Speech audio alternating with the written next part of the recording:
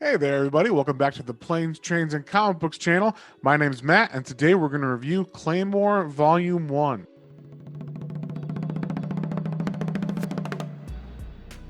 But before we get into that, if you guys wouldn't mind sharing, subscribing, all that good stuff, it really helps me out when you guys do it, and it lets me know if you guys are liking the content or not.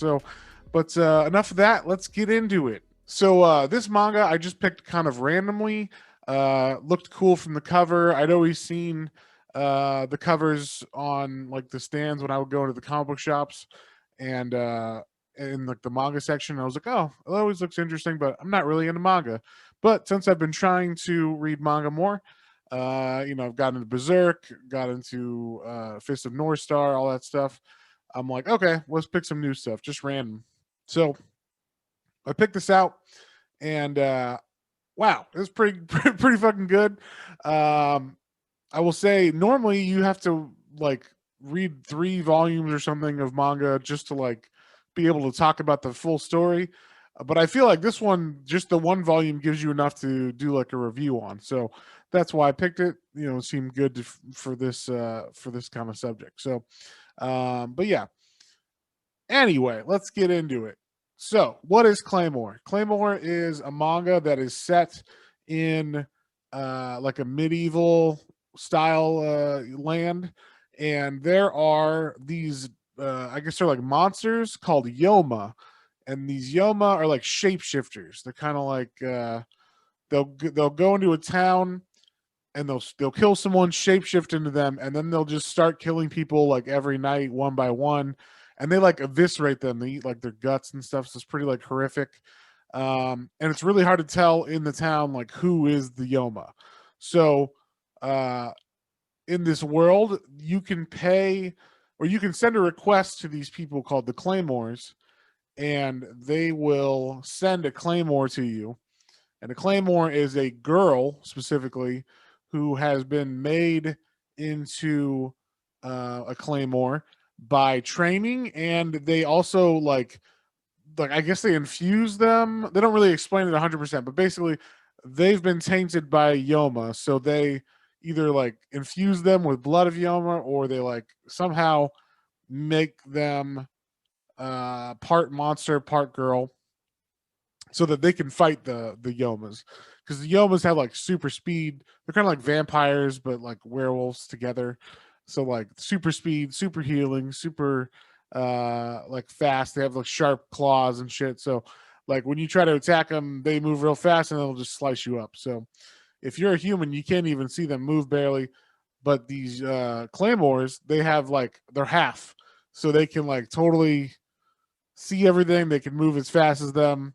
They might not be fully as strong as them, but if with the training and everything, they can be competitive. And then also they have the option of like releasing the power inside of them that is from the Yoma that's corrupting them. So as they fight as they need, if they feel like they need to step it up, they can just kind of move to the next level of that.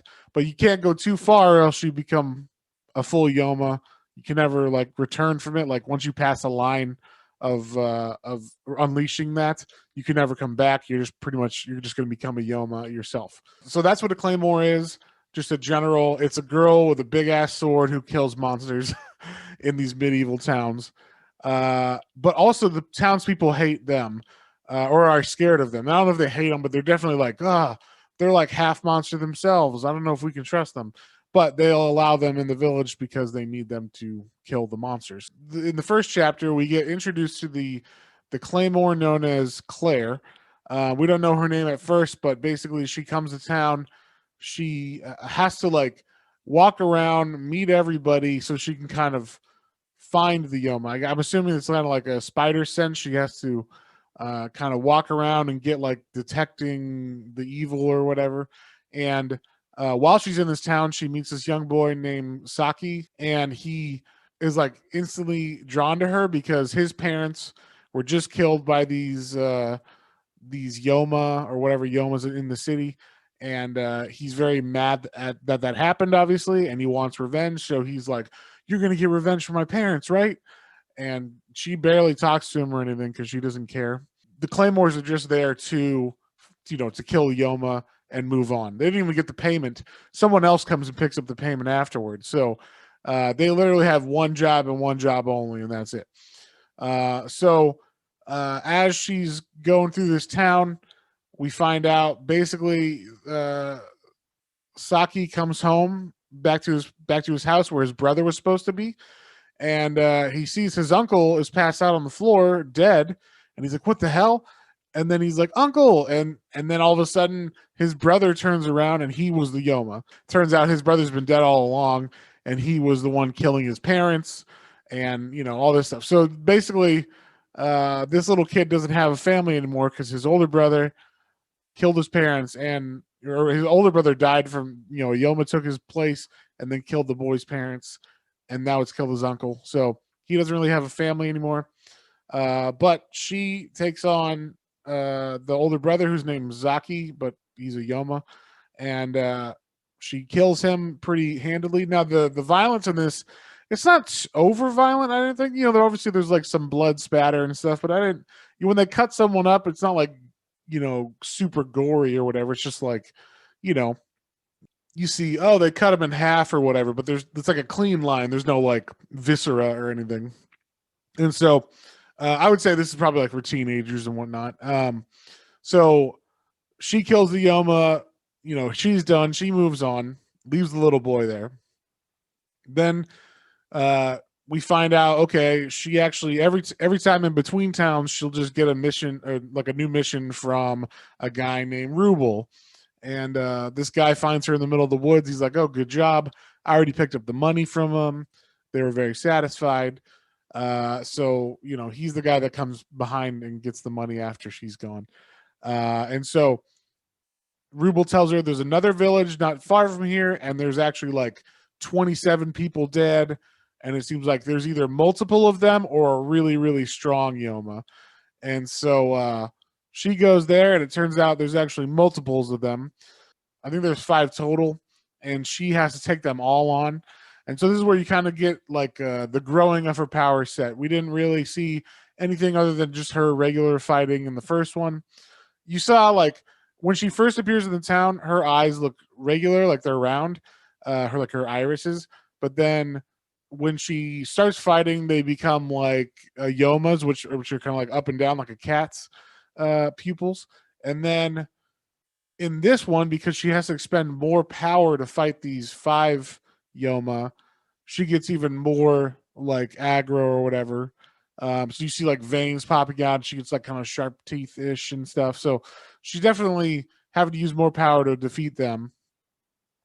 And then, that's kind of like that. She beats them, and we move on to the next area. We see in the next chapter, Saki has followed her actually through the last town that she won, and it's because he doesn't really have a family anymore, right? And he's like, I'll just stay with you.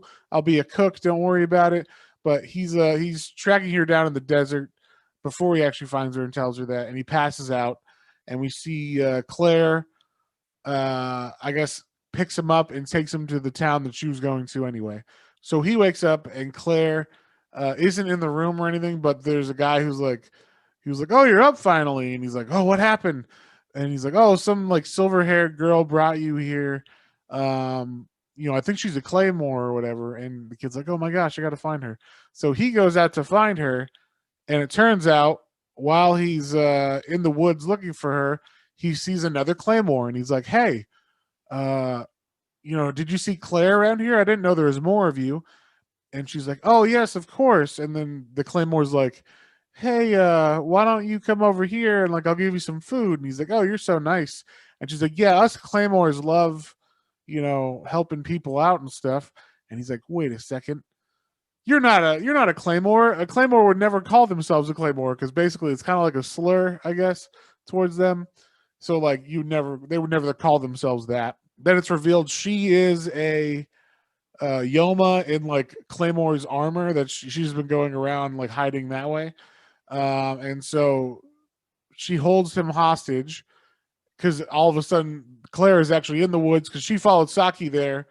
So she found the Yoma kind of and also him on accident. But now the Yoma has him as like a hostage. Like it seemed like at first she's like, I don't care about the boy. I could just cut through both of you. But the Yoma's like, I don't think so, because normally I don't think Claymore would care about a boy, but I saw yesterday you pick him up after he passed out and bring him into the town. Obviously, you care about him, so that's why I plan this kind of attack. And so uh, instead of slicing them in half, she lets the Yoma attack her, and like the Yoma punches through her, and so we see another skill set of the Claymore that we hadn't seen before, which is they kind of are like indestructible to a certain extent. Like they can use their power, like the half Yoma power inside of them, to like heal and stuff. So the Yoma punches through her, and then she just uses, that enables Claire to cut her in half with her sword. She wins that battle, but she's still like damaged. You can still see she has to pull the arm out that went through her, and there's a big hole like through her whole body, but she can actually like heal herself somewhat. So that's how she defeats that Yoma. And then we get another a little bit more like information about the Claymores in the next chapter. So when a Claymore apparently uses the Yoma power inside of them too much and like powers up too much to fight other Yoma and kill them, then they will eventually turn. So they know they're going to turn. They're like, I can feel the corruption inside me. And they have this, each Claymore has like a symbol, and they have a black card that comes with that symbol. And they can then send that card to another Claymore when they like want to still die as a human. So they choose another Claymore to come find them, kill them, so they don't become a Yoma. So that's what the fourth chapter is about. It's kind of like her getting a black card, realizing she's going to have to kill another Claymore, and then we see that occur. So it's a very interesting book. I like how it built over this like four issues, where at first you just see her fight 1, then you see her fight like 5, then you see what happens in certain situations where she gets hurt, and then like then we find out a little bit more about them in general, where what if you turn. So you're getting all this like cool information about these Claymores. It seems like a good way to tell this story, a good like upping the levels every time something happens. And then I've actually read a little bit further, and I this series is pretty solid all throughout. I've read up to like volume 6 so far, so it's pretty good. So with all that being said, I would actually give this manga a 3.5 out of 5 overall, especially this first one. It's a little bit slow, but it definitely pulls you into the story, and it lets you know everything you kind of need to know for setup. I think it's a good start for sure to a manga. You can actually just read this one and it makes you want to read more, as opposed to taking its time a little too slowly and you have to read more than one volume to really get into it. I feel like this one, pretty much you're into it by the end of it. So yeah, that's my manga review for Claymore Volume 1. And be sure to comment down below. Let me know if you guys have read it or what you think of it. And also, if you guys wouldn't mind, like, sharing, subscribing, all that good stuff. And we will see you guys on the next one.